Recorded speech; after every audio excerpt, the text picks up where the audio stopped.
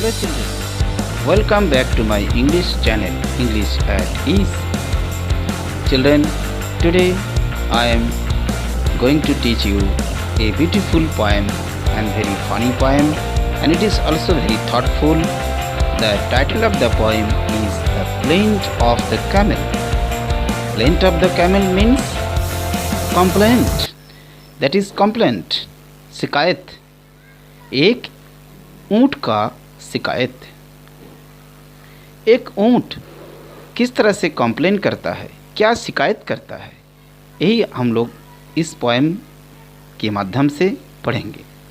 Children, this is very thoughtful poem where a camel who works a lot and his life is also very hard and full of works. You know that the camel is known as the ship of the desert. रेगिस्तान का जहाज के रूप में हम लोग ऊँट को जानते हैं. Because the camel is the animal only which can survive in the desert and it can run on the sand. Whether the vehicles, the other animals can't move, can't walk, can't run on the sand, but the camels, they run on the sand very easily, very comfortably. So the camel is known as the sheep of the desert. Okay students, you know the climate of the desert area, just like in our country Rajasthan, very hot. In the daytime it is too hot and in the night it is too cold. Children, you know it very well. In our country the desert is, the name of the desert is Thar Desert in Rajasthan. Okay, now let's start the poem. This poem is, in this poem, children, a camel complains about his livelihood, about his food, about his living condition, and about the eating habits, and about his likes, okay, and about the behavior of the people, and also he complains against the God. उनका शिकायत ना केवल मनुष्य के खिलाफ है बल्कि भगवान के बारे में भी कहते हैं. The God has not done the justice to him because it has no any shape. Okay, now children, let's start this poem. Canary birds feed on sugar and seeds. Parrots have crackers to crunch. And as for the poodles, they tell me the noodles have chickens, cream for their lunch. But there's never a question about my digestion. Anything does for me. Children, the camel tells us that the camel's complaint is that all the birds and animals, they have certain food. They have the food items. The people who have the pets, birds or animals, they provide them a lot of foods, very delicious food items. Suppose that for the canary birds के लिए seeds दिया जाता है, विभिन्न तरह का बीज, sugar. Parrots के लिए क्रैकर्स, आप जानते ही हो. Parrots they like the nuts, okay, nuts खाना पसंद करता है, ये तो आप देखे होंगे. और घर में जिन लोग मैकाव रखते हैं, जिन लोग बहुत अच्छे तोता रखते हैं, उन लोग को न जाने कितने सुंदर अच्छे नट्स खिलाते हैं.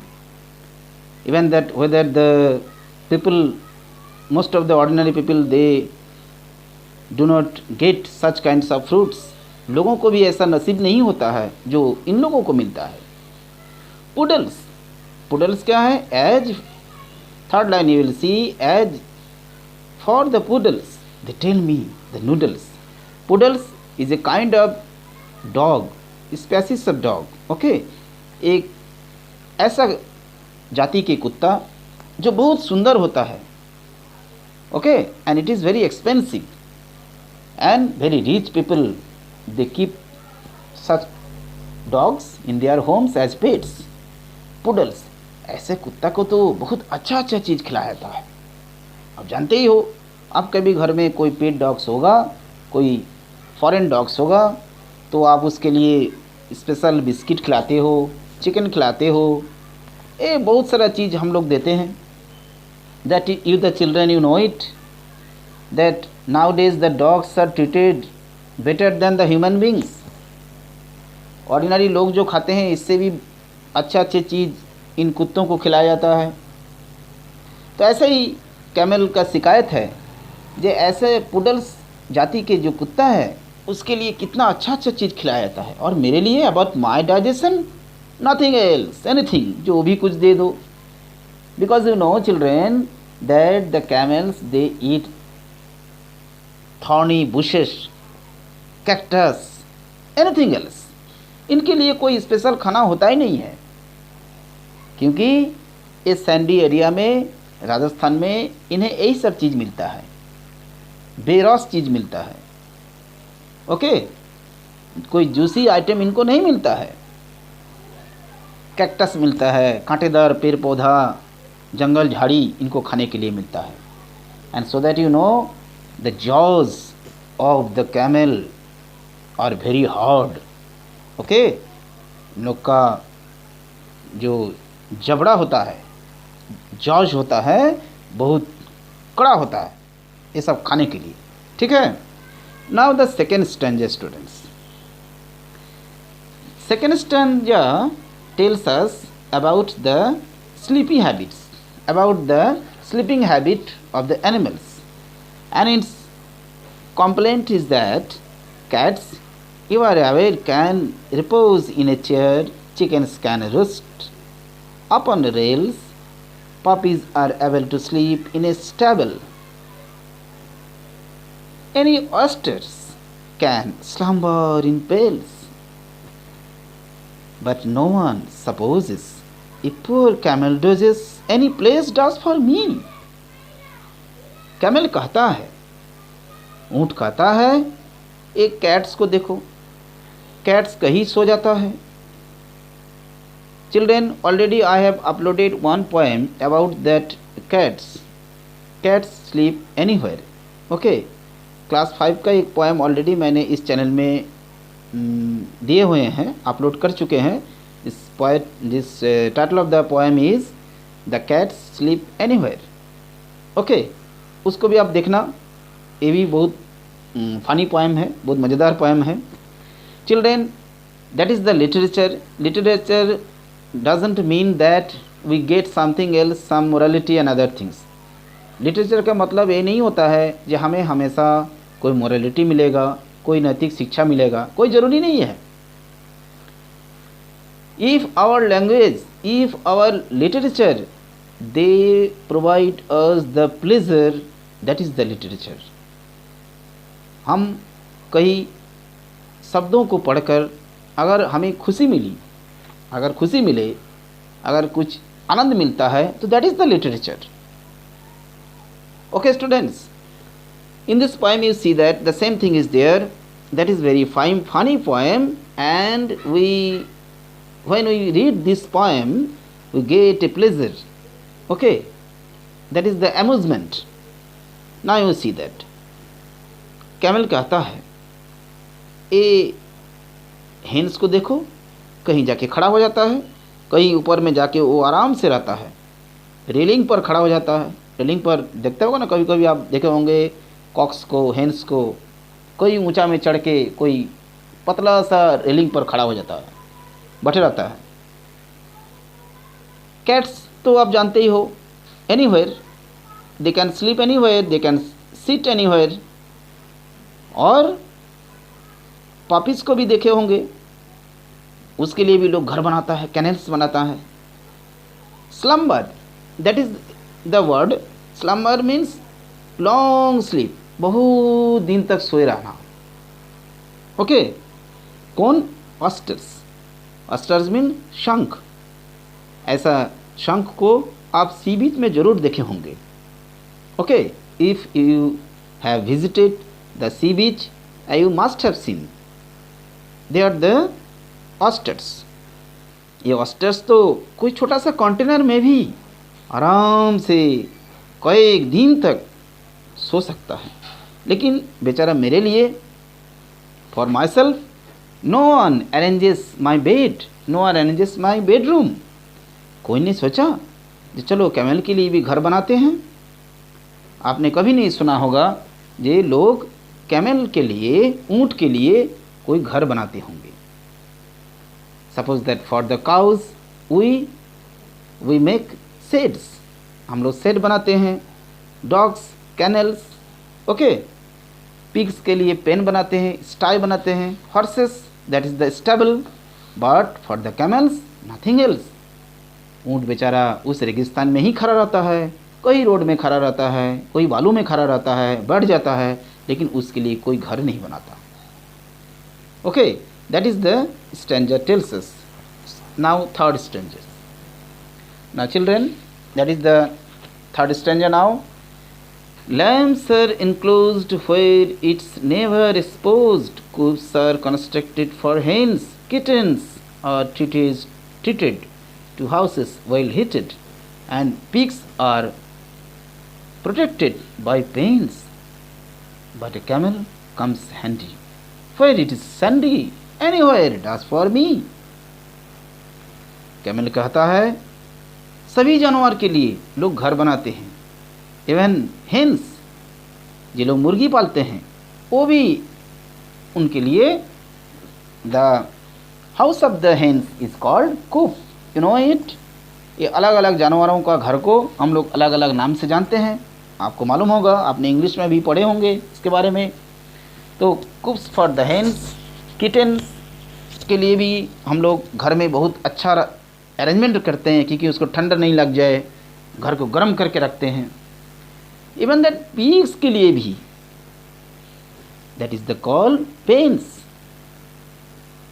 Pens are constructed for the pigs. सुअर के लिए भी घर बनाते हैं लोग। That is very funny students, but for the camels nothing else. Wherever is sandy, जहाँ हो रेगिस्तान में, बालू में, जहाँ हो वहीं पर हमको खड़े रहने के लिए कहा जाता है। मतलब सेकेंड स्टेंजा में भी कैमल ने कहा मेरा कोई सोने का जगह तो है नहीं, any place does for me, a poor camel doses. Third stanza में भी कैमल कहते हैं क्या, एनीवेयर डज फॉर मी, मेरे लिए तो कोई जगह नहीं है, कहीं खड़े हो जाओ। Okay, now the fourth stanza that tells us what A camel carries. कहाँ एक कैमल क्या क्या वो कैरी करता है, क्या ढोता है। Okay, now people would love if you rode a giraffe or mounted the back of an ox. आपने कभी किसी आदमी को एक जिराफ पर सवारी करते हुए नहीं देखा, या कोई सांड पर चढ़ के नहीं तो देखा। And that is very unusual students. Giraffe पर कोई चढ़ के घूमता नहीं है, ना कोई ऑक्स पर चढ़ के घूमता है। And these animals are not used for riding. Okay, it's nobody's habit to ride on a rabbit. Rabbit पर तो कोई ऐसा चढ़ के जा ही नहीं सकता है। और ट्राई टू डिस्ट्रेडल ए फॉक्स, क्या फॉक्स पर ऐसा करता है? No. But as for a camel, he is ridden by families. Any load does for me. The camel tells us that the camel is used for carrying loads, for carrying the people also. आप desert area में देखे होंगे, social science में जरूर पढ़े होंगे कि camels पर बहुत लोड्स एक जगह से दूसरी जगह ट्रांसपोर्टिंग के काम के लिए यूज़ किया जाता है। Even that in the military infantry, फौज में भी राजस्थान पाकिस्तान के बॉर्डर में कैमल्स का लोग यूज़ करते हैं ट्रांसपोर्टिंग के काम में। Okay, because they are only the means of transport in the desert area. कोई भी लोड, कोई भी सामान ढोने के लिए हम लोग कैमल का यूज़ करते हैं। इसके लिए कोई पार्टिकुलर चीज़ तो है नहीं, आदमी भी उस पर सवारी होकर चढ़ते हैं। Now the last स्टेंजर, that is fifth स्टेंजर, is telling us what A camel looks like. आप उनका चेहरे के वर्णन बहुत सुंदर से किए हैं। The poet is C.E. Carryl. Okay students, now the last stanza, snake is as round as a hole in the ground. जमीन पर आप देखे होंगे एक स्नेक कॉयल बना के रहते हैं। कोई अगर कहता है कैसा है, रस्सी की तरह, just like a row, it has a particular shape and size, you can say. Hole में आराम से कॉयल बना के रहता है। विजल्स और वेवी एंड स्लीक, नेवला के बारे में तो आप जानते ही होंगे, दैट इज वेजल। ये सांप और नेवला दोनों जानी दुश्मन। ओके, इन दोनों का कहानी तो आप जरूर सुने होंगे, दैट इज द वेजल। ये नेवला के जो मंगूस हम देखते हैं, मंगूस की तरह ही होता है। Okay, just like mongoose, that is weasel, नेवला। और it is very wavy and slick, एक ही जाके अपने को एडजस्ट कर लेता है।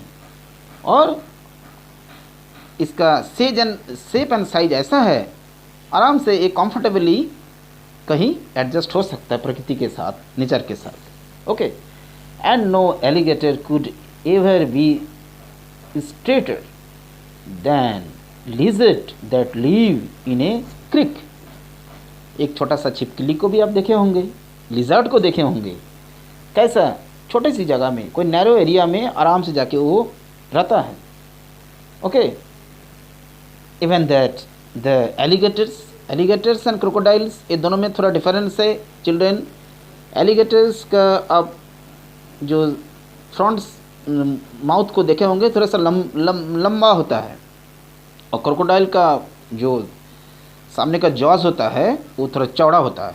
ठीक है, that is the difference. Here you see that is the alligator, तो कहता है एलिगेटर ये लंबा होता है, लिजर्ड आराम से कहीं नैरो प्लेस में वो रहता है। But camel is all lumpy and bumpy and humpy. Very good words children, मतलब इनका शरीर गुठलीदार, ऊंचा उबर खाबर जिसको कहते हैं, मतलब there is no any particular shape. So that is the complaint of the camel to the god also, that God has not done the justice to him, that it has not got very good particular size and shape. अगर कहा जाए ऊँट कैसा है, you have no answer. How it is? oval size, round shape, oval shape, rectangular shape, square shape, triangular shape, you can't say, आप नहीं बोलोगे, क्योंकि इसका पीठ पर तो एक पहाड़ है। That is you know that is called as hump, इसे हम्प कहता है। कैमल के देखोगे ना, ऊपर में एक जो अनइवन सरफेस है, that is called the hump.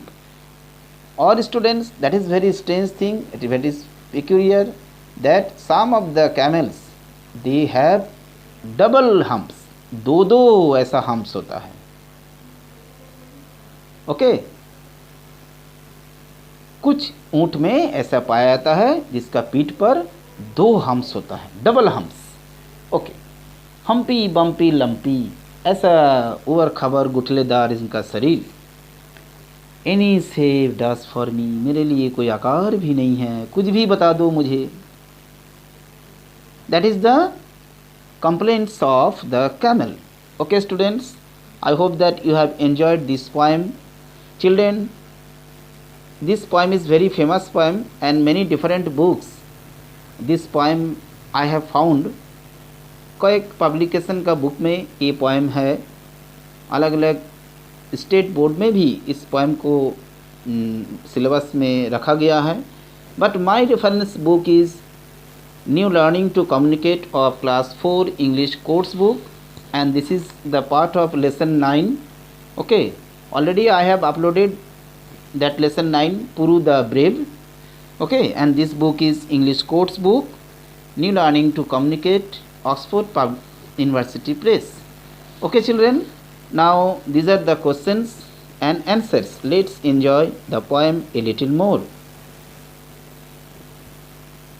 That is the each of the stanza that tells us whatever each of the stanza tells us. It is written stanza 1, what a camel eats, 2, and so on. Children, you must write all the answers and questions from the book, and you will write in your English fair copy, so that they will be useful in your coming examination.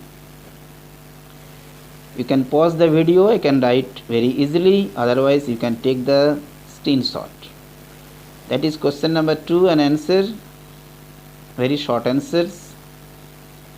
Children who are watching my video, you must subscribe my channel and press the bell icon so that you will get the next chapters and the more and more lessons of your next class. And in this channel you will get some topic of the English grammar, that is very helpful to you. They are the question answers. Now that is 5, the last question. Children, some of the extra questions and MCQ I will provide you in the description box, and they will be also important for your examination. Okay students, my part is over now. You must write the answers. Goodbye.